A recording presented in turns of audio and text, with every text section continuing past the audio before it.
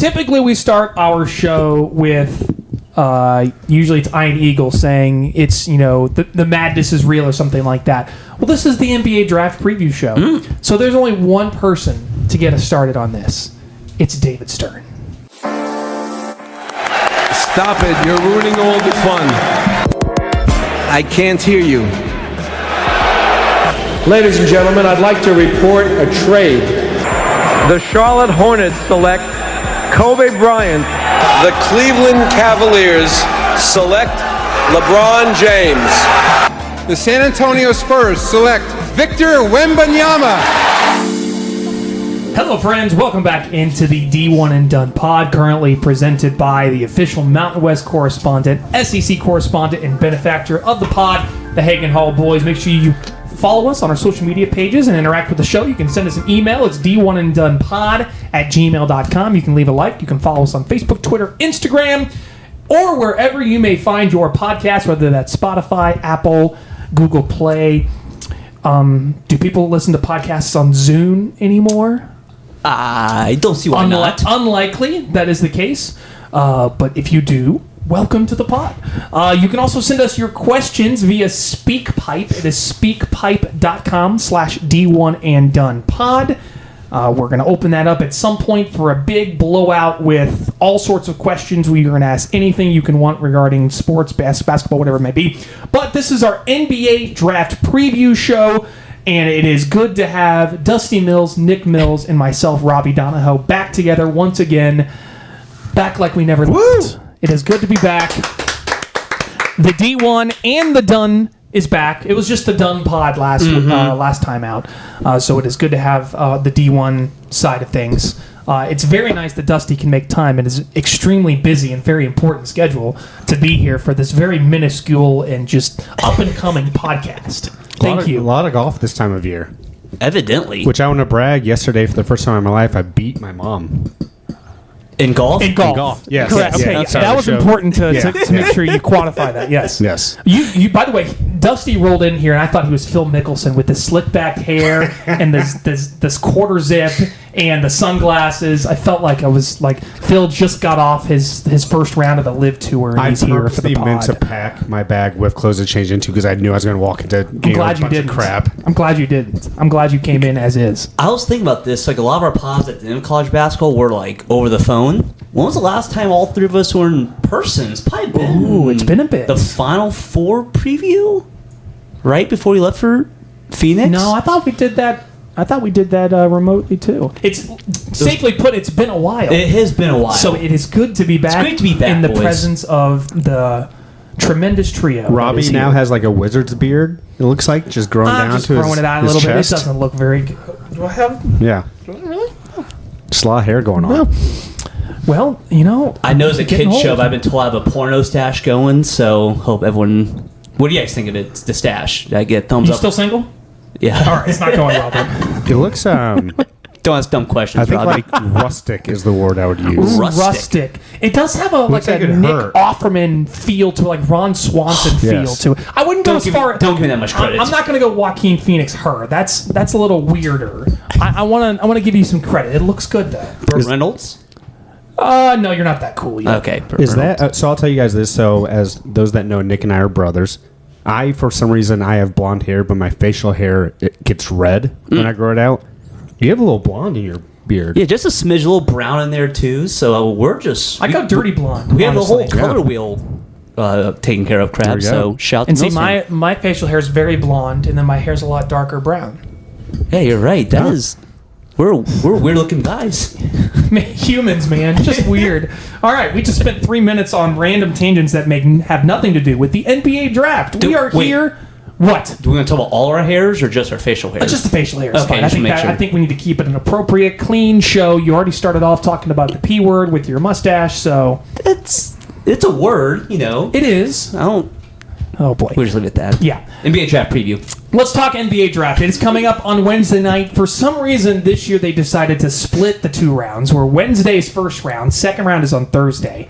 Who in their right mind is going to tune into the second round of the NBA draft on Thursday? I mean, Thursday night. We probably will, but the casual fan? I think it's Thursday during the day. I Makes think. no sense. Can we address something real quick? Oh. Sure. So we've had a running almost every single year that I can remember. We have watched the NBA draft on Thursday night at the Hooters in Castleton, Indiana. We have indeed. Since the last time we were on the show, the three of us together, that said Hooters has officially, probably 5 years overdue, shut down. Mm-hmm. This is a place that used to, on Saturday nights, you had a cover charge to get in for sporting events. Wait, there was a cover to get Yes. into that Hooters? I don't think I ever knew that. Yeah, I mean, usually like boxing matches or whatnot. Ye- oh, And they would have, UFC yeah, fights. sure. Yes. But it used to be a cover, and it has been so dead for the last 5 years that I can't believe it lasted this long, but it's officially gone. So now we have to go to the downtown Indy Hooters this Wednesday. I honestly like that location. It's a nice place. it is I mean, a it's great right next to location. Gainbridge, so Yep, it's like it's a great spot. on Georgia Street. For those who've never been to Indianapolis, they put this set up together during the Super Bowl year. That's right. So it's a beautiful location. So but all of our fans that want to follow and flock to us, we're going to be at the Hooters for the NBA draft on Wednesday night in downtown Indianapolis. we'll So see all 7 of you. it'll be it'll be a fan meetup. I'm sure we'll have plenty of you. All right. By the way, real quick, so yeah, 4 o'clock Thursday is the second round. So there you What go. are they kiddos. like? It's almost as if the NBA saw what the NFL did, and they're like, "Let's try Thought they that." could. We'll get to this Yeah. later. Conspiracy Nick with Adam Silver tells all the NBA teams do not draft Bronny the first round. So the whole second round we can just do where's Bronny going? We are going to talk about Bronny So- James Talk in this Bronny. podcast. Yep. Don't you worry. Let's get your initial thoughts on this NBA draft. What stands out? Besides the fact that it's probably the worst draft since like 2000. Yeah, Robbie, that's what sticks out. Just like the oddity of this draft, right? There's no It's clear number bizarre. one pick. You know, like all the guys, like the draft guys, like Kevin O'Connor and like Ryan Russell talk about how like in normal draft, it'd be like if you just took out the first 8 picks, right? Like it essentially starts at the 9th pick of a normal draft. So it's just like the lack of top tier talent to start, Robbie. And not only that, like of like the guys who are supposed to go like top 5 or top 10, not many college players, not many American players. So like That the too. casual, so again, it's a college basketball podcast. Probably a lot of guys no one's ever heard of, and even the college guys who are going to go up there, probably a lot of, you know, like Stephon Castle, for example. He's going to be one and done, but like he was not the, you know, top 3 player for UConn this year, and just like just the lack of one and done power. So like again, like the college guys going to be like don't connect. Zach Edey, Klingon, like non-freshmen. So it's just so many odd things about this draft. It's just what sticks out to me. First of all, I want to talk Hassel at some point. I do too. How about probably maybe the back-to-back years of Frenchman being number 1? That is and correct, yes. Maybe 1-2 this year for our French friends. Thanks for the French fries that you didn't create. And all just the wars they interesting. lost for us. Shout the French. Correct. I can't deny that. That's for sure. So do you think the French guys can go first? I guess that's probably the main that's topic of this, right? What they're saying right now, what's most NBA draft experts are saying is the draft starts at 3. Zach Edey is probably going 1 to the Hawks, and then Alex Sarr is probably going that's second not to the what I'm Wizards. hearing. So what have you heard? Simmons and Russell, I'll listen to their preview to what they're hearing. They think Klingon's going 1, Sarr's So going 2, this is- and Reed Sheppard's going 3. And this is what they're hearing. This is the perfect way to start. Let's start who goes number 1, just right off the bat. Let's not even go initial thoughts. What's funny is the top 2 picks of the teams in this draft are 2 of the most deadbeat franchises in the National Basketball Association. The Atlanta Hawks are going... well, we gotta give Detroit Pistons a shout out. They're not in the top Detroit's 2. in the... Yeah, okay. Detroit, Charlotte, shout out to. Charlotte's kind of in there too, but Atlanta is going nowhere with Trae Young and DeJounte Murray, and the Wizards have been bad forever. They've not won 50 games in a season, I believe, since like the early 70s, something Holy crazy Lord. like that. It's terrible. So if I'm Alex Sarr or Zach Edey, I'm like, can someone trade me, please? I don't want to be in these first 2 picks because those are 2 organizations. I mean, what doesn't make sense, and let's start with the one with the Hawks. They've got Jalen Johnson. They've got Onyeka Okongwu. Like, they've got size inside. They don't need Sarr or Rizashea, really. So yeah, this is a college basketball podcast, so people don't know about the NBA. Like the Atlanta Hawks, who had no 1 pick, like they're in a really weird spot. And remember, they're, 2 years removed from a conference finals 2021. appearance? Yeah, which is crazy. So for people to know, they have Trae Young, DeJounte Murray, you know, like a superstar and a star, or whatever you want to call them. Yeah. And a lot of people think 1 might get traded, 2 might get traded. So like, are the Hawks going to like blow this up? Are they going to go like, are they going to trade the first pick for someone? So like, I don't know what. Do they want a guy like Klingon who's kind of like a win now player, right? Like They don't need him. Like, he does not fit with what they have. And they also have Clint Capella. Why do you need Donovan Clingan? You don't. Well, Capella's on last year's deal, and I assume they just want him to walk. But I mean, that feels like a square peg into a round hole. It's Donovan Clingan looks cool on paper, but I don't think that's a good fit. So you're basically going to have to, if you want to trade that first pick, you can ask for a ham sandwich, and maybe you can get rid of it. Like, nobody wants to go up to 1 right now. At least that's the feeling that I get. yeah, like again, or do they just want to blow us up? Like, do you trade a Trae Young and then you draft, I don't know, Sarr or Reed Sheppard and just completely start over? Like, I just do not know what they're thinking right now. Either. So all I know is, Alex Sarr did not want to work out with them. Like, did not. So Alex Sarr probably not going 1 unless they can get a trade partner for someone that really wants in that, okay, Alex Sarr, you take him at 1 and then you trade with whoever the Spurs take at 4 or whatever. But right now, I'll be honest, like, the options for the Atlanta Hawks at 1 are not great. No. And what's funny is, like, they were outside of the top 10 in the lottery and got the number 1 pick. So it's like, hey, congratulations, we got the number 1 pick. Oh, who do we have to draft? Which people always talk about how unlucky Atlanta sports are. This is so perfect. Oh, the year you get like the lucky lottery wins is like the worst draft. It's the worst draft in decades. Maybe since the 2000 draft. Because even Probably. 2013, which is like the Anthony Bennett draft, at least we got Giannis out of Yeah, I was going to say, like, Giannis came out of that one, but the 2000 draft was Michael Olowokandi with the first pick. There's a Bleacher article about like the 5 biggest draft busts of all time. Number 1 is just the 2000 NBA draft, just as a whole. So I don't think it. I think inevitably this is going to end up being remembered as a pretty good draft, but there's just so many unknowns. So Atlanta is awful on defense.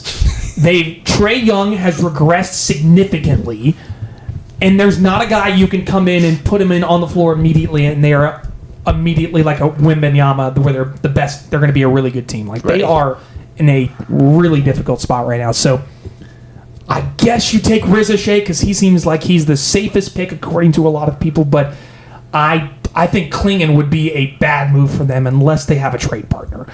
And I don't think anyone's going to want to come up for that pick, honestly. And so here's what the Hawks should do is whoever the Spurs want, I would be like, that's probably the guy we should pick. The Spurs seem like they know what they're doing. So let's take the guy the Spurs that want to take 1. Maybe I don't know where they go here. I know I'm talking in circles, but the number 1 pick seems like it could be literally anyone. This is perfect for this draft. Who did talking in circles? Like, I don't know. Don't know. I do not know. Dusty, who do you think goes 1? He's been sitting here silently this whole time. I know. What's going through your head? Here. Well, the Frenchman. No, I'm with you. The Spurs. So the Spurs themselves, they have, I think it was 5 of their top 5 scores are all under 24. Correct. Yes. And you have Victor, who's going to be 24, like in 70. I think I'm going to be 40 before he's 24. Oh my gosh. So he's probably already like a top 15 player. Right, yeah. I think they have 3 first-round picks. They have 2 in the top 10. They have 2 in the top 10. 2 in the top yes. 10. So yes, I'm with you. If I would do my best to find out, who does San Antonio want? Because I do think if Clingan goes number 1, I'm going to throw my mic out the window. I'm so sick of UConn as I'm about to talk how much I want to get Castle for the Rockets. Okay. We'll talk about that in a second. We'll get to that. We'll get to that because I'm about to crap on one of our Kentucky boys. So I've watched Sarr. I've watched film on him. I think I saw a random game where he was playing like a friendly FIBA game or something. Who he reminds me of a little bit? He's just not a good of a defender. Jaren Jackson. Yeah, he is a poor man's Jackson. It reminds me a ton of it. Just the way he moves. He's kind of rigid. He's not as fluid as Jaren Jackson, but he's got kind of that build. But still young, right? Very Isn't young, he like yes. 19 or something? Yeah, he also gives me James Wiseman vibes. Like, there's a lot of great flashes in He's there, got some but Wiseman. there's so much rawness to him, too. And I think the reason why he is so appealing is he's 7'1", he's a 7'9" wingspan. Like, he's huge. And every team in the NBA is looking for that guy that you can switch 1 through 5, but also play as that stretch 5. So I'm going to say Sarr should go number 1, and the main reason is because the other Frenchman, I've seen his name so many times. Riza Shea, yeah. I don't know how to pronounce it, and I'm not going to risk pronouncing Zachary it. Riza Shea. Okay, well, Sarr is a lot easier, so I'm going to say Sarr goes number 1 overall. Sarr, do you know who his brother is? I don't know if he knows this. Harry Potter? The Kentucky Oh, center. no kidding. Yeah, that's his brother. Yeah. Okay. Small world, huh? I was wondering why the last name seems so familiar. So if I'm the Spurs, I'm whichever French player that Wemby wants. I'm like, Yes, that's let's kind go of where get I was that going guy with the to go with the Spurs. I think San Antonio is in a great spot right now where they're kind of just. I think they're going to let the draft kind of fall as it may and be like, hey, you want to trade this? Sure, that's fine. That works for me. The only thing I would say to that, I think the Spurs desperately need a point guard. That was the issue last year. They couldn't get someone to give Wembanyama the ball, which should be easier than it sounds. So, I think they're a Reed Sheppard candidate. So I was about to say, I don't think Reed Sheppard drops past 4. I think he either goes. I think he'd honestly be perfect for the Rockets. I think. Okay, can we just get on that then? So either the Rockets or the Spurs. But I will say, I think the Spurs are kind of playing with house money. But the most Spurs player in this draft is Dalton Connect, and it's not even funny. Oh my gosh, yes. He is the most he would be perfect for this team. An American Ginobili.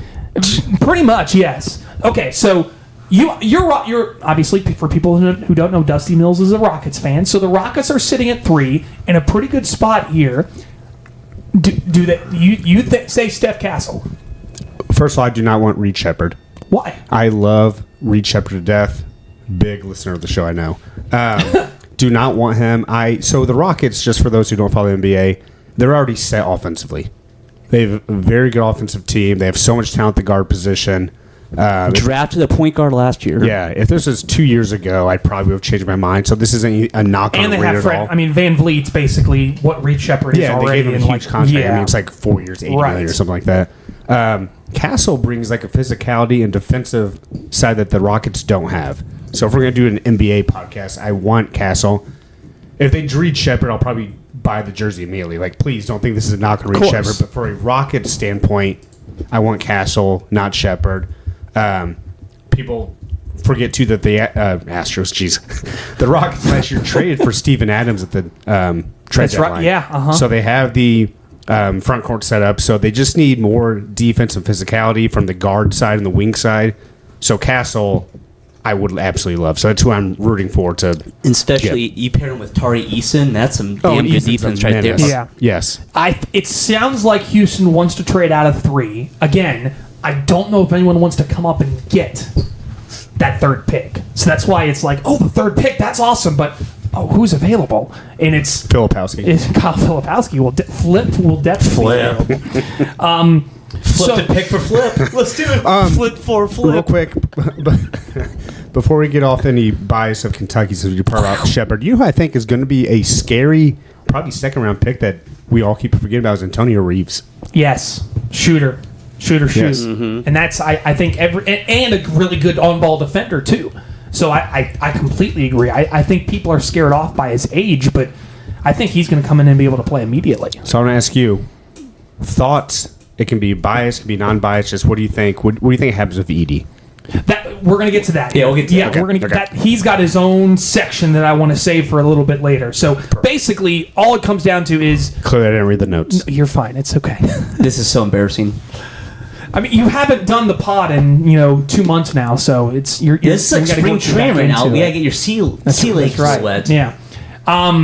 So I would say Riz Shea probably is the best bet to go 1. I will be shocked if Klingon goes 1. But if he goes 1, he does not end up with the Hawks. That's what I would guess. Really? Again, everything I hear, they think he's going 1, or at least some of the people I've listened to. I mean, either way, I would not want to play for Atlanta, and I would not want to be with the Wizards. Those are 2 teams that I want to stay away from. I kind of like Sargo into the Wizards because I think he just needs to shoot 21 times a game, and the Wizards at this point will let you go right shoot. ahead. Yes. Do whatever you want. We have nothing. Is that or Jordan Poole's going to shoot 47 times? Or Kyle Kuzma. Or Corey Kispert. What a disaster the Wizards are. My gosh, they're terrible.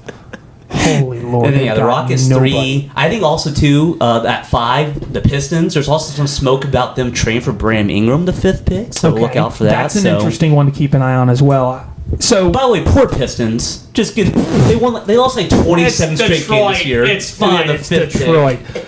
Let's talk about players that you believe have risen up the draft boards or fallen down, or maybe players you like, dislike, maybe sleeper guys. So let's go across the board here. Who's a player that you like that has kind of started to make a name for himself as he maybe make the rise up the board a bit? So I'm not necessarily the biggest fan of him, or I shouldn't even say that, but the person who's rising to me is Devin Carter. He's a projected top 10. He's fascinating. Kevin O'Connor has him as a top 10 in his big board right now.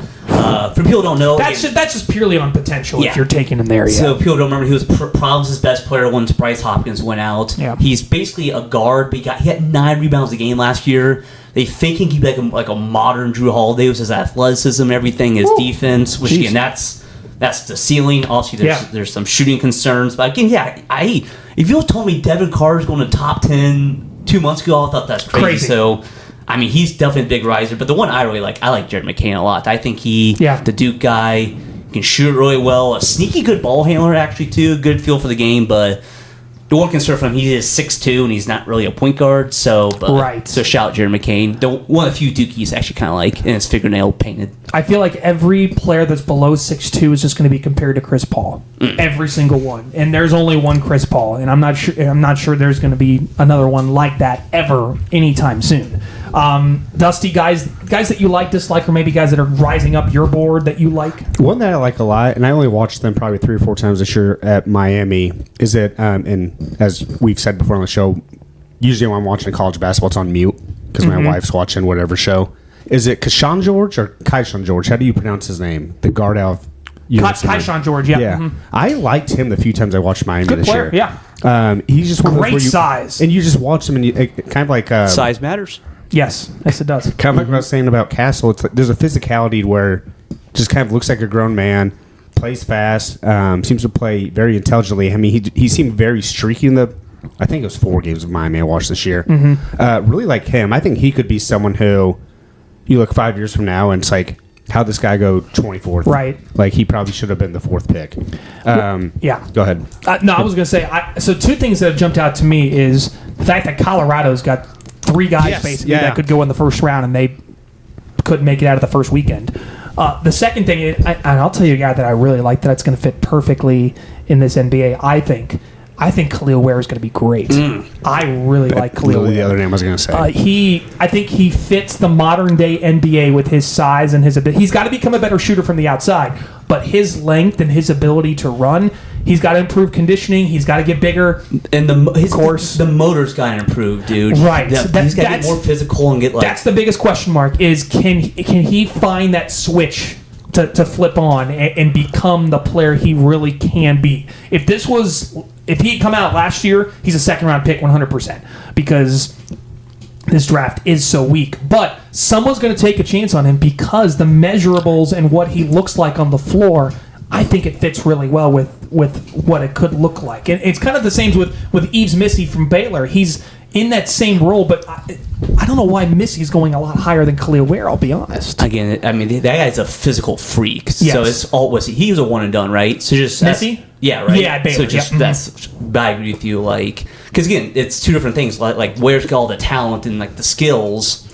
like the shooting ability, whereas Missy like says just jump out of the building. Right. I can't really do much else. Another name I want to throw out. I know we're trying to push this now from a Kentucky Purdue podcast. Going next year, but they were 2 big topic points.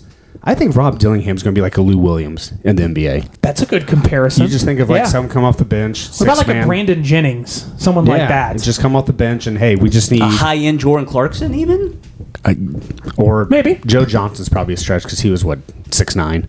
Yeah, Joe Johnson was a lot bigger. Yeah. And so I really think Rob, I've seen different draft boards over the last couple weeks. There's one actually pulled on the screen right now. They have him at 18, which I'd be stunned. I would be shocked if he fell in the top 10. He was a big fall. Like, there's talks during the season he'd be the #1 pick. Yeah. And now he's, like I said, kind of teens range. Funny that you bring that up. I feel like we've had 6 different players in the last 3 months that were the #1 pick. Remember Isaiah Collier at USC was the guy for a while, and he's not even in the top 15 in some boards. Ron Holland was a guy for a while that was going #1. He fell off. It's like these guys that were #1, it's funny to kind of see where they have kind of slid to, because I still think they're good players. It's just, again, it's the fear of the unknown. It's like we anointed these guys and then we started to learn a little bit more about them. We're like, I don't know if this guy's actually going to be any good. Kind of a funny position to be in. I also think CJ McCollum type comparison is Kolek out of Marquette. Ooh, Tyler Kolek, thank yeah. you. Jeez. My boy.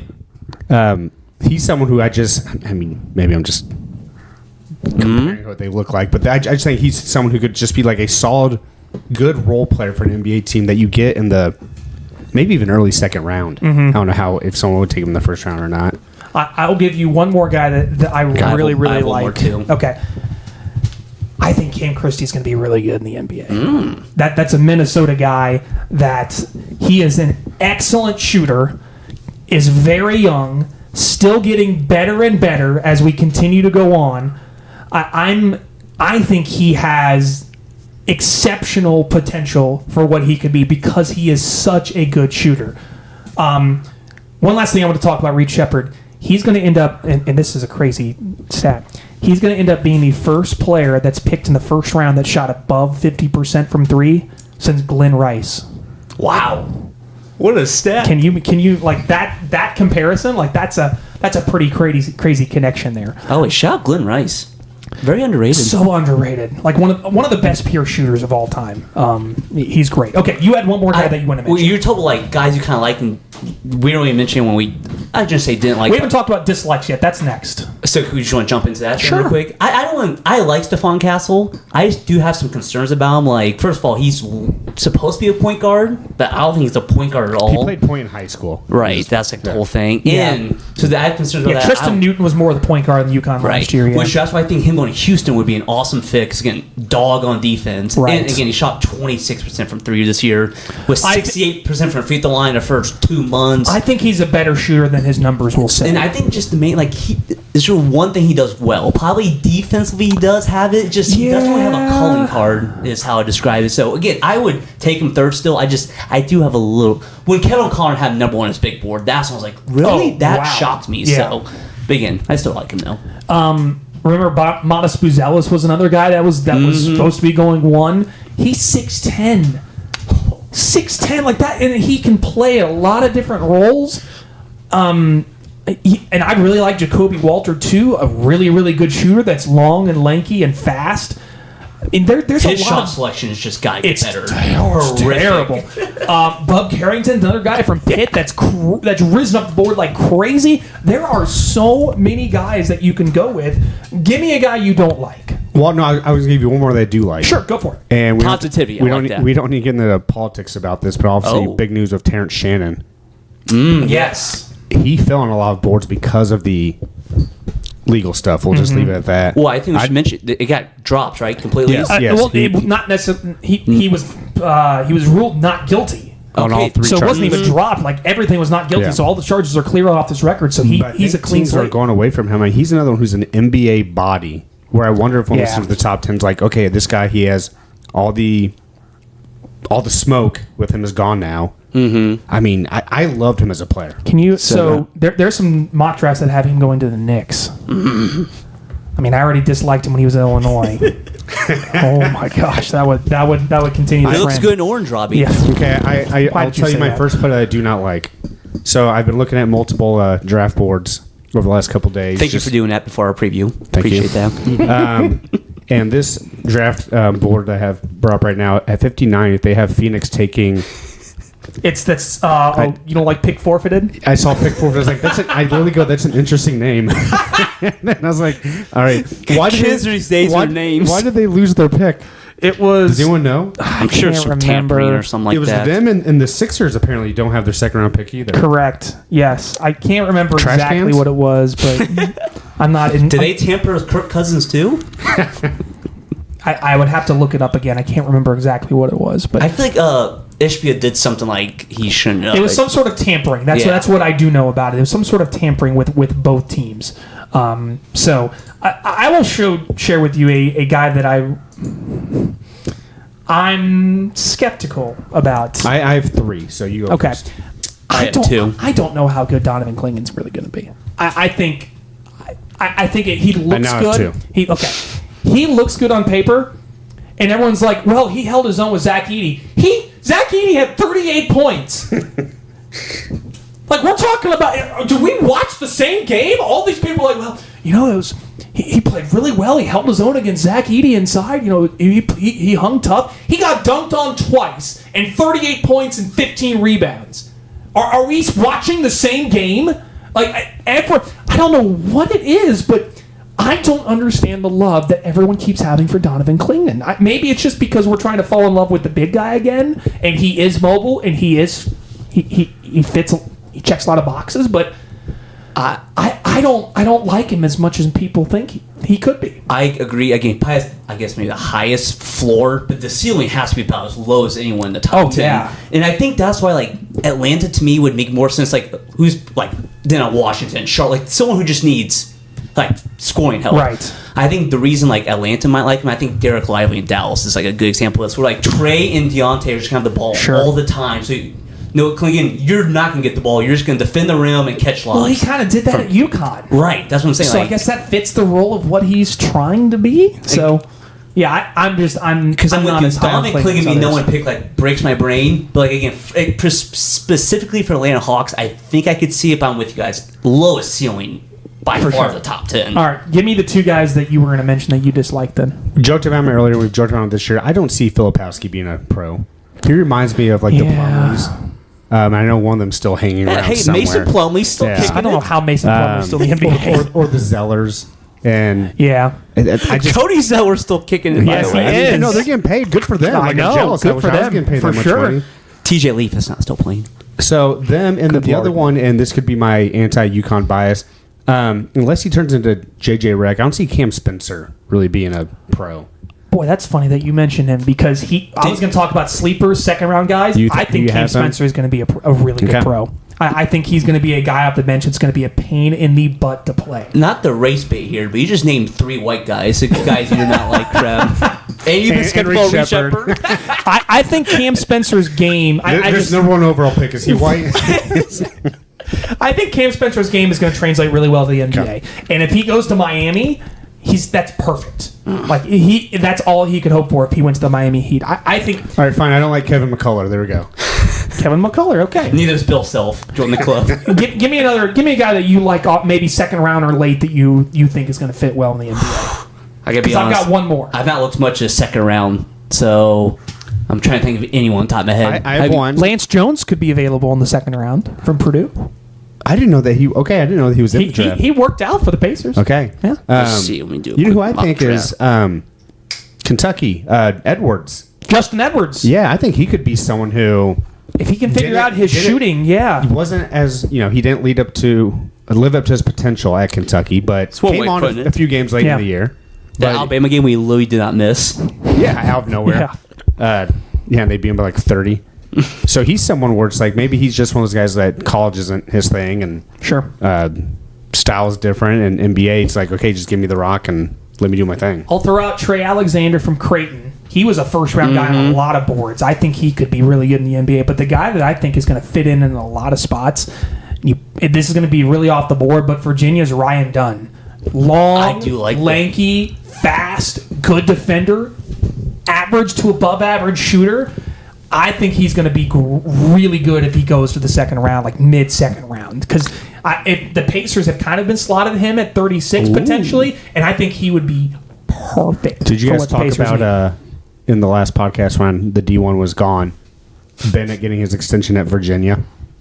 No, we did not, and I didn't even know that he did. I didn't know that either. Yeah, he got extended through, I think, 29 or 30. Oh, my gosh. And the responses on Twitter, you can imagine what they were. Yes, I can. But it was just people saying, so I have to spend 6 more years watching 20 points a game and just stuff like that. But congrats to him, Tony Bennett. That's awesome. Yes. He has still not won a tournament game since the championship in 2018. Oh, my gosh. Crazy. I think I love him as a person. I think his game plans are far past what they need to be in college basketball. Get me national champion, credit to again, him. national champion, absolutely. But that Virginia team was so far beyond anything that they've ever had since then. With Ty Jerome, some guy named Kyle Guy that you probably have heard of before, DeAndre Hunter. That team was full of pros. Jack Salt was on that guy. Oh gosh. Okay. College star or any other college players that we're missing, or a college guy that maybe we didn't mention that's going to be really good in the pros. I mentioned Dalton Connect. I think he's going to Connect is going to be great in the NBA. I think he's going to fit perfectly for a lot of teams because he is a dead-eye shooter, needs to improve defensively, but he can create, he can pull, he can spot up and shoot. Like, he gives you everything you want on offense. I love Dalton Connect's game in the NBA. I'll say two. We both kind of touched on them, but like the two big name one and dones of last year, Isaiah Collier and Cody Williams, I think are Cody Williams is a fascinating. For people don't know, Jalen Williams on Oklahoma City Thunder is his younger brother, right. So I don't know. That could be spot for him at 12. Is that the reason why so many people are putting him in the top 10? I know he's got potential and he looks the part, but he never really showed it at Colorado. He was obsessed with the fadeaway 15-footer. Yes, he drove me insane. I don't understand. Was he trying to show off for scouts? Be like, hey, I can do this. Look at me. He's like, I'm feeling like DeMar DeRozan out here in 2024. So I mean, I don't know. Like I think like those two are just so fascinating to me. Like they have if Collier can figure out his 3-point shooting issues, I think he could be a really good pro. He's a 6'4" point guard. You know what I liked he last looks year? the part. He did not have to come back at all for USC. And he came back at the end. I always think that's a good sign of someone. I agree. Yeah. Any other college stars, Dusty, that we didn't mention yet? I have one more. Okay. We didn't mention Tidjane Salaun. That could be the best French player in the draft that no one's talking about. 6'9", 210. Freaky, athletic, and got a ton of energy. Haven't mentioned Johnny Furphy yet. Mm-hmm. He's projected to be in the first round. So yeah, go ahead. Give me Johnny Furphy. I was thinking of names that he's another one where I feel like it's like he's bad at Kansas, but just a player who I see him as a pro. Again, it's just like you see them and you. That's my only concern. Like Reed Sheppard is, I just picture him as like a small kid almost in a sense. I mean, he's skilled beyond belief. So Reed Sheppard did measure 6'3" in shoes.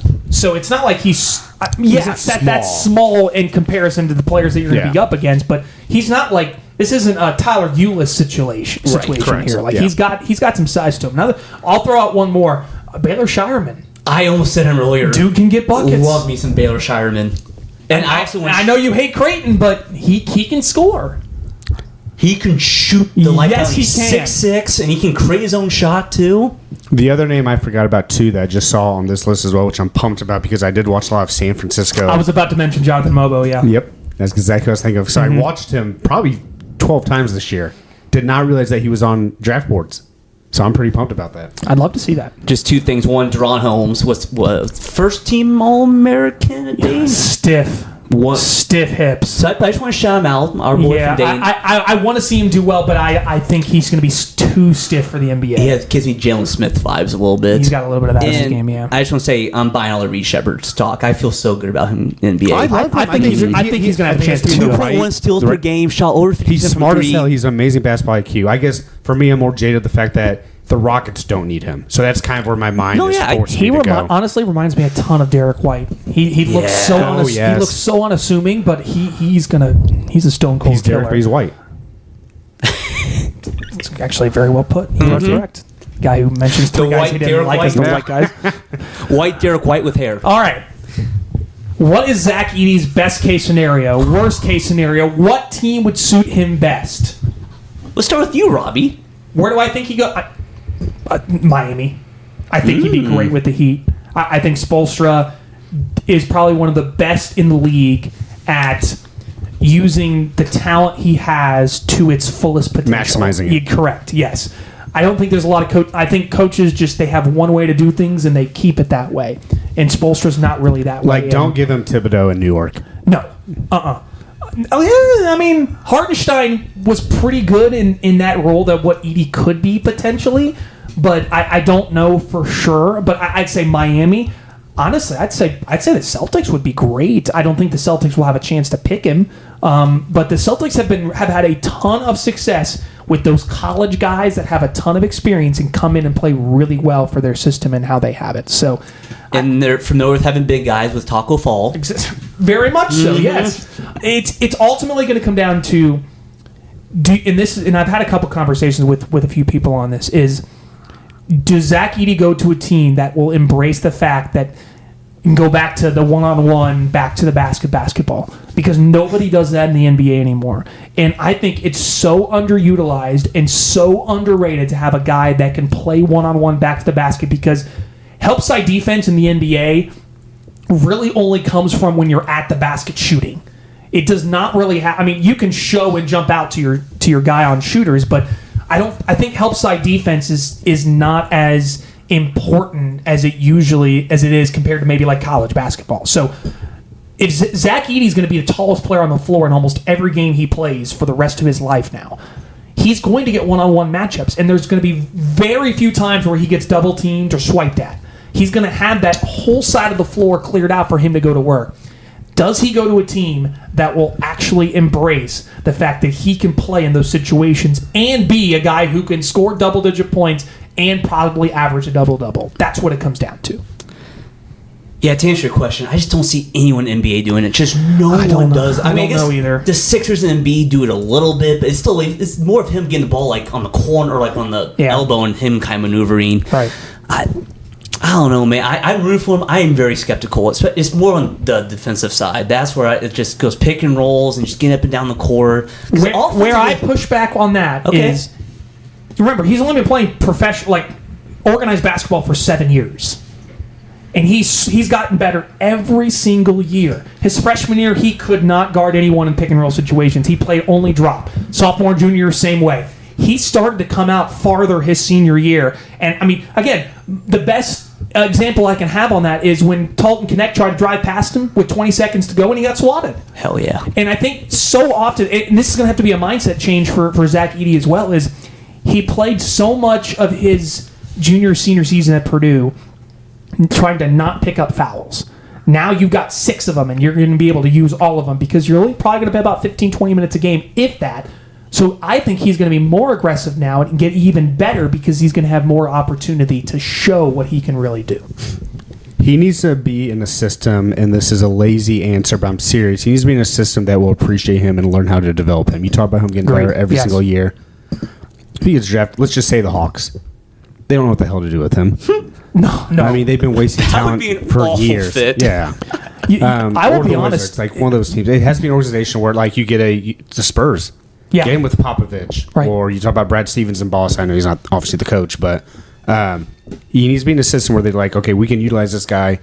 We can teach him how to keep doing things and learn how to guard an NBA guard off a pick and roll because that's going to be big because that's where the weakness would be. Yep, that's what everyone's going to use that against him. Yep. And then find ways offensively. I mean, he could be even if he can't go back to the basket or they don't want to, I mean, he could be back to the Hawks. He could be a Clint Capella where it's just like he sets great screens and he can pick and roll and alley-oops. You know who I like? Again, I'm skeptical, but like I look at Jonas Valanciunas. I think he can kind of have a career like that. Kind of big, burly guy down low, gets rebounds. So I think there definitely is a pathway. I think the ceiling for Zach Edey is a Brook Lopez. The ability to come in and learn how to shoot. Because remember, Brook Lopez came in and was not a three-point shooter. And we've seen how valuable he has become in Milwaukee. Splash Mountain. Yeah. And I think Zach has shown, especially in workouts, that he's got good form. He can shoot the ball. He just wasn't asked to do it very often at Purdue because they had to stick him in the post and play at the basket. But I think he has the potential to be a Brook Lopez kind of player. And Brook Lopez is not fast by any means. And I think their speed and their quickness and twitchiness are very, very similar. So, honestly, like two dream scenarios for Zach Edey. One would be to go to Toronto, to go home. If he could play in Toronto, like that would be incredible. So I'm rooting for the Raptors to take him because I think that'd be really cool. I think Do they have their pick? Yeah, at 19, yes. Okay, 19, okay. I think the dream scenario would be to go to Milwaukee because you can learn under Brook Lopez and you don't have to be thrown in immediately. You can play behind him, and there's going to be so much attention on Giannis. Like if Giannis and Zach are out there at the same time, like that would be crazy. The amount of wingspan on the floor would be nuts. I also don't think Philadelphia would be back because Nick Nurse, again, coach Jonas Valanciunas. That'd be a good one, too. And Embiid can use a backup. Sure. I don't think it'd be a terrible spot either. I think he's got good options because right now I think he's kind of slated mid to late first round. I think he's going to be a first round pick. I think so, too. So I think the options there look a lot better than if he were to go up, where like Portland or Charlotte or Chicago. A place like that, I don't think that would fit what he can bring to the table. So I think he's in a good spot, and I'm excited to see who takes him in his future because I think he's got a ton of potential if someone will give him a chance. I'm rooting for him, Robby. as is all of Purdue, because everyone says people like Purdue can't blame the NBA. Yeah, well, I would love to. Who prove was them wrong. Who's the last first round pick? Jaden Ivey. Oh, duh. Yeah. That wasn't me trying to be me. I was like genuinely trying That's to think. fine. Yeah, and before that, it was Juwan Johnson. Well, no, Caleb Swanigan was before that. Caleb Swanigan was picked late in the first round by Portland. Then it was Juwan Johnson. Carson Edwards was late second round of Boston. Shout out each one more, not first round pick, but best career of all of them. Fantastic career. Like, found ways to be productive wherever he went. He was a very, very good pro. G-Rob? Glenn Robinson went number 1 to Milwaukee. Before my time? Yeah. He was never a menace in high school. Yeah, he was incredible in Gary. And then he was really good at Purdue. All right. We'll finish it with talking about Bronny. I know everyone's probably For tired. people don't know, he's LeBron James' kid. Correct. Yes, LeBron James' son is Bronny James, which basically LeBron James Jr. He goes by Bronny, and he is coming out in this draft. What, by the way, I was watching SportsCenter last night on the top 10. Number 10. Who's the youngest James brother? Bryce. They had a random dunk from like one of his AAU games as the number 10 play on the top 10. And it was like, couldn't find a better play than this. That checks out. Yeah. You don't even want to talk about this right now? No, I do. Okay. Where does Bronny go? Is he worth a second round pick? Does he have upside? First off, I try so hard to not root against LeBron James. He is an amazing basketball player. And legitimately like an amazing person, too, honestly. Yes, he seems like a great guy. Very corny. I always say he's one of the best 5 NBA players of all time, which I don't understand how that's an insult whenever you say that and his stands get so mad about it. It's like, that's a compliment. Like, that's a hell of a thing to say. This thing is wild. The Lakers getting rid of, what's his name, who they just fire? Darvin Ham. And then getting J.J. Redick. Who was in the Western Conference Finals last year. LeBron's about to be on his 5th coach in LA. Yes. He's only been there since 2018. You hire J.J. Redick, who probably... And the one guy who actually won a title was Frank Vogel, which is hilarious, yes. And then you have J.J. Redick, who... Basketball Mind is probably an absolute genius. I know they have a podcast together, but now... Which, by the way, shout out us podcasters out there. Where are our jobs? Yeah, I wanted the Lakers job. We're locked in to get the next Boys, NBA we're job, gonna be coaching the Mad Ants soon. We're not careful. And just the fact that LeBron can... There were rumors last year that Bronny didn't want to play with his dad. I don't know if you guys remember those. I did not hear that, no. Yeah, and that it was one of those... I mean, we know that LeBron, when he does things, it's all calculated. He knows what he's doing. He plays the narrative very well. He's very leverage-based. But the fact that he knows that he's going to opt out of his contract most likely. I thought he was opting in to that $50 million. He's opting out, and he's going to get like a 3-year deal with someone. I didn't know that. I didn't have for no one really knows what the heck he's going to do. I thought he was picking up his player option, so... Couple days ago, Weinhorst said that, so... Okay. If anyone knows, well, isn't that what they think he's going to opt out, but he's still going to sign with the Lakers? That's still scary. If you're, for people to remember, like 2011, the Lakers famously gave Kobe that like ginormous contract, and that's killed them for years. Well, that's why if I'm the Lakers, I'm like, oh, you can go. It's fine. Let's start over. So we don't need LeBron. Here's what I want though. Bronny, I watched a few USC games. You know, kind of came off the bench. I think he started a couple games. Clearly, just still raw and young. Clearly has a pedigree where he could be not the all-time leading scorer in NBA history, but probably can be a solid NBA player. There are some Drew Holiday comparisons. Paul George, I think, compared him to Drew Holiday. He's not going to be his dad, most likely. No. Again, you never know, but I would assume not. I just want something to happen where it's like the Blazers just draft him. I was going to bring that up. Like, see, like, hey, LeBron, how bad do you want to play with him? I think it would be hilarious if a team... Like, what if the Wizards just took That's what I said. Or the Charlotte Hornets. Or second overall. What if the Wizards... Like, let's just... If you want to get really weird, Portland at 34. Right. Or Charlotte at 42. Like, who's Charlotte really going to take that's going to help them at 42? Right, because there's two lines of thinking. There's, like, the Philadelphia-Dallas category. Like, we're going to draft him to lure LeBron. Or there's that second category of the Hornets, like, we can't sell tickets anyways. Mm-hmm. Second-round picks are already a lottery ticket. What if the Clippers took him at 46? He just switches locker rooms at Staples, or not Staples Center. Bill Simmons made a joke, but obviously LeBron hates Boston. The Celtics just drafted him first round. Oh my gosh! They don't have enough talent. What's fun? The Celtics have the pick before the Lakers in the second round of 55. I wonder. I want anarchy. Yeah, I do too. I think chaos would be awesome. I don't think anyone's going to do that because it's the NBA and usually teams play it safe. But this was a hilarious quote. So Rich Paul talked the other day. So LeBron's always talking about I'm not the front office. He always claims that. Yeah, he is. Did you guys hear his quote? Rich Paul said, "If we really wanted the Lakers to draft Bronny at 17, we would just tell them to do so." They said that. Rich Paul, that came out of his mouth, and we all were just like, so LeBron does call a shot. Why is Rob Pelinka even there for the Lakers? He does not need to LeBron is the GM. I just Let's can't be honest. LeBron is the said GM. that. Yeah, if we wanted the draft in 17, we just tell them to do so. If I'm the Lakers, I'm like, don't pick up your option. You are more than welcome to leave. Like I know the Lakers are weird about their stars and they want to treat them right and whatever, but yeah, because that's how. Has this real? I mean, I know they've gotten a championship in Los Angeles. But it was a bubble championship, and it's still going to have an asterisk next to it. You didn't get to celebrate, you didn't get to go to games or anything like that. Has LeBron in Los Angeles really been a success? So did you know in the last 12 years they've only been higher than the 7th seed one time? And it was that bubble year. Oh my gosh! Crazy! Wow! It is a success because you got the title. It is, but but at what cost? It cannot be fun. No, dealing with this every single day. So ultimately, what we get down to is Bronny James worth a second round pick? Yes. Okay. Yes, I think. I mean, not a guaranteed contract. Sure. I would definitely take a flyer on him and see how he does in the summer league. Because 10% of second round picks work out anyways, right? If that. Yeah. Okay. I think he's definitely worth drafting. Hell, if I don't even think the Rockets do have a second round pick. Take him if he's there. 44? Just take him and just see what happens. Right. But also, the concerns of Bronny are he's 6'2", and he's not a point guard. So what are you then? You're just kind of it's a weird. He needs to get some shoe lifts or something where he can be a little bit taller because he's not a point guard and he's 6'2", like that. And he doesn't he shoots it fine, but he's not a dead eye. Yeah. But then we also come into play. He's 19 probably. Yeah. So I mean, still. Do you know how many points a game he averaged at USC? Which granted he had the 6, the heart conditions. I'm gonna guess 4.2. You're close. 4.8. Oh, okay. I said 6. Yeah. Okay.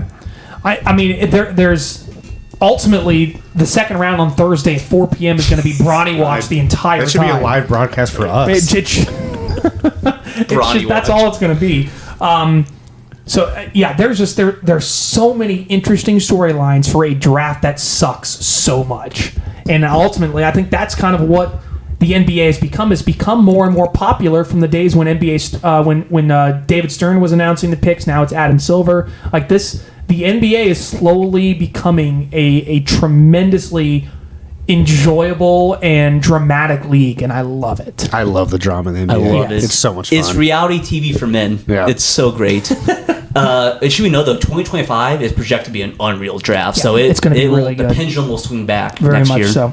And what was funny is the Pacers trade their first round pick away for this draft. Two of them, and they didn't need them. Well done. Yeah, great. Well done. Great job, Kevin Also, Pritchard. fun storyline to follow draft week. A lot of rumors that I've been hearing about of the Clippers getting rid of Paul George. That's been rumored for a while. I hear yes. him wanting to leave anyways. Yeah, I think he's going to leave regardless. And everyone's like, "Oh, he's going to come back to the Pacers." The Pacers can't afford him. Yeah, it looks like Philly's the most right now. The Sixers look like the most likely spot. It would be awesome to bring Paul George back. I think that would be a great homecoming. Obviously, we've held a lot of ill will towards him leaving, but it would be really cool to bring him back. All will be forgiven. Correct. And honestly, he's kind of what the Pacers need. I know, perfectly what they need. But he's going to command $30 to $40 million, and the Pacers aren't going to go into the second apron. They're not going to go into luxury tax. It's just not going to happen. So, but yeah, that is another storyline that's going to be fascinating to keep an eye on. Is what happens with Paul George. I'm trying to think of any other major storylines from the draft. Who's the first college player drafted since the college basketball podcast? Who's our official prediction?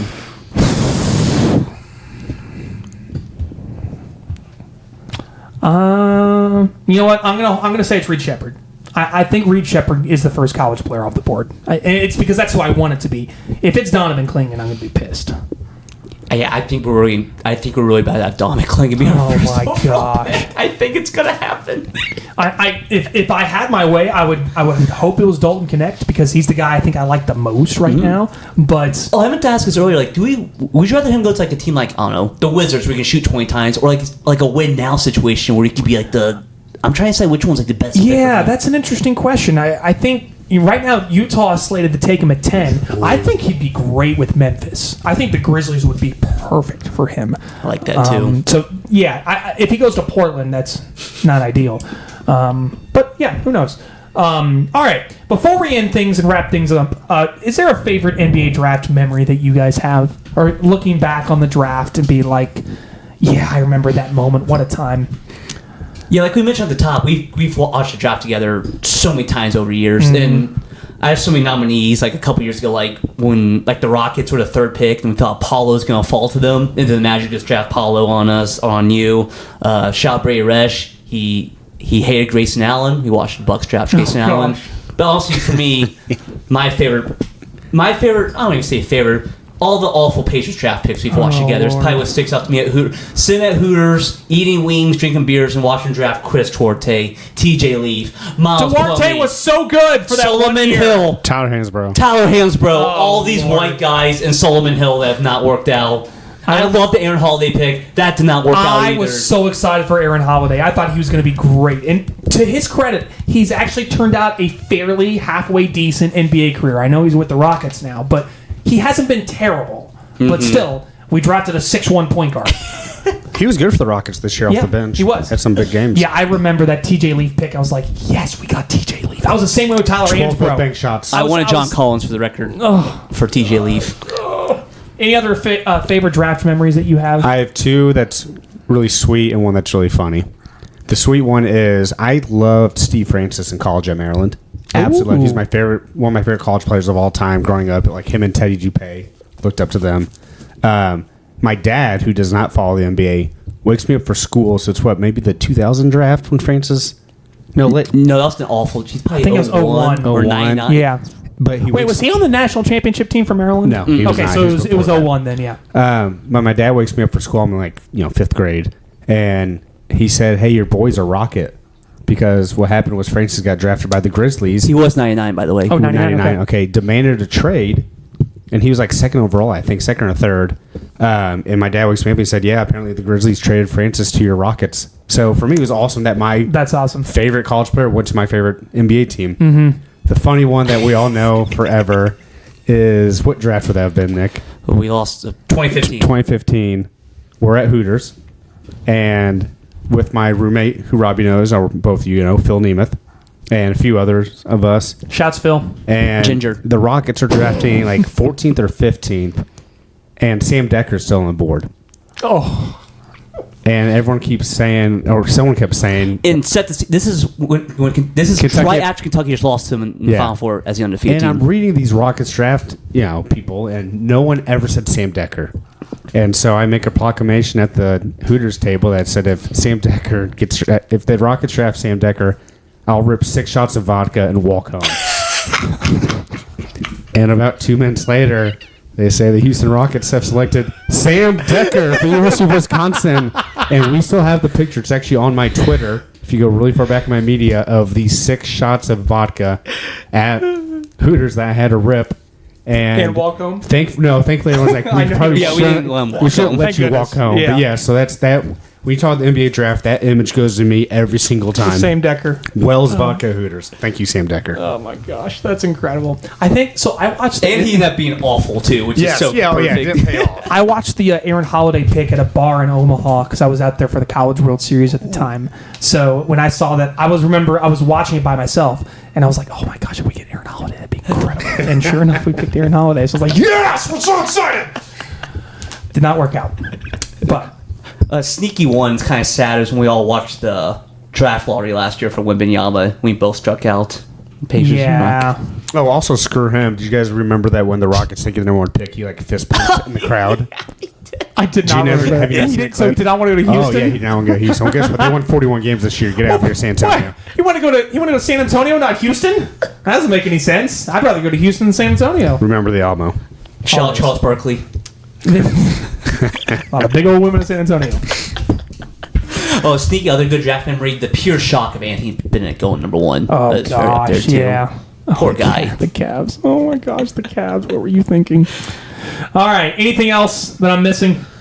I was just going to say real quick, since we aren't really talking college basketball as much today, for those that listen today on Monday, June 24th, amazing night tonight. We have Game 7 of the Stanley Cup. So excited. And Game 3 of the College World Series. That's true. So, Fun night of sports. gig 'em and go Oilers. Retweet to both. Yes. I'm mixed on the College World Series. I just hope there's a No. tornado or This is an something. anti-Tennessee pod. We are go all in, gig 'em Aggies. We do not want Tennessee to win. Tony Vitello, take the Texas job. Get out of here. No one likes you. And I'm definitely go Panthers. And I also have to mow the lawn after this, so hopefully I can get that done quickly. Ooh, bummer. Probably the biggest hockey game in I don't even know how long. it's been a while. McDavid going for first cup, coming back from 3-0. So A lot on the line. I'm very excited. Yeah. I used to love the NHL way more when the Blackhawks were better. I'm not as much it's as definitely into one it of those anymore. sports when your team's not good. It's just Right. They said today on my second favorite podcast, the Lebitard Show, they said they think they believe is the biggest sporting event in South Florida in 50 years. Wow. And they were breaking down like big events too. no over like those LeBron Spurs. Yeah, that trust me. finals. Yeah, I disagree with that. I mean, if Levitard says it, though, I mean, he No, that it was has actually weight. Greg Cody who writes for the Miami Herald. He was the one who Really? ended up saying, he said, I've written for all these different things. This is the most anticipation stress I've ever felt from a fan base in South Florida in 50 years. I'm So he fascinated. didn't watch 2 against the Chiefs last year. Yeah. It's weird that like so many people in Florida love hockey. Like that's so interesting to Also, me. can we joke too, as we're on Stanley Cup, how far Edmonton and Miami are from each other? Oh my gosh. Like in opposite directions. They're actually, so there's a guy on that show. I'll stick with that real quick. His name's Roy Bellamy, big hockey guy, and they've been singing him every game. He has flown a total of, I think they said it, 47 hours and like 19,000 miles in the last like 7 days, just going from game 5 back to 6 Well, the back thing home was, for starting 7. game 4, it's Oh, sorry, 4, 5, 6, it just 7. bounces Yeah. back Yeah. and forth. So that's Oh my gosh. Yeah, It was that like 9 different airports. That's probably as been well. a nightmare. Oh gosh. So hopefully you enjoy Game 7 of the Stanley Cup Final tonight, and hopefully you enjoy Texas A&M beating Tennessee in the College World Series this evening. Anything else? and come see us at Hooters. Come see us at Seriously, Hooters if you was in Wednesday. downtown, come say hi. Please do. Come say hello, and I still have not given my Dan Hurley take. We'll wait on that. Ooh, that was what we call a teaser Sneak in the peek. business. I like him. Darn you. All right, that'll do it for this episode of the D1 and Done Pod. We will be back at some point this summer. I don't know when, but you know this is kind Well, I of. mean, tomorrow's not guaranteed, Robbie. So It is true. We may not be So here we'll tomorrow. see. The pod may not be here tomorrow. Maybe we all get fired from our jobs, and this is all we have left. There's no telling what's going to happen It'll next. be every day. It'll be every day. We're talking about this is going to be the John Rothstein D1 and Done pod for college basketball every single day. But anyway, enjoy the NBA draft. We hope to see you at Hooters Wednesday for the NBA draft meetup. It's completely informal, but whatever. actually, black tie event. Please, It's a black tie. Please, guys, It's a black- please. please wear your black ties and show up proper. All right, we'll see you guys then. Donovan Clinton's gonna be the first pick. Wrap your head around that. Shut your mouth.